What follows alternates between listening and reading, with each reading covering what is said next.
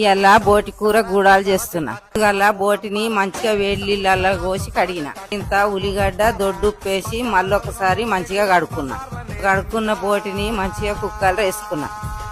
అందులో ఇంత పసుపు కొంచెం అంత ఉప్పేసి మూత పెట్టి పొయ్యి మీద పెట్టుకున్నా.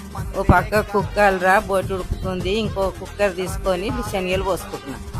ఈ శనగలల్లా ఇన్ని నీళ్ళు పోసిన, కొంచెం అంతా ఉప్పు వేసిన, ఇది కూడా పొయ్యి మీద పెట్టేసిన. ఇక బోటి శనగలు ఉడికినాయి పక్కకు పెట్టుకున్నా.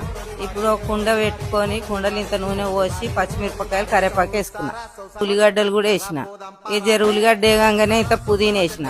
దాంట్లో ఇంత జంత అల్మెల్లిగడ్డ వేసి జరంత పసుపు వేసిన. ఉల్లిగడ్డ గిట్ట మంచిగా వేగింది. ఇక ఉడకబెట్టుకున్న బోటి వేసిన. ఇక బోటి వేసి జర మంచిగా కలుపుకున్నా. ఇక బోటి జర మంచిగా నూనె లేగింది. ఇంత కారం వేసిన.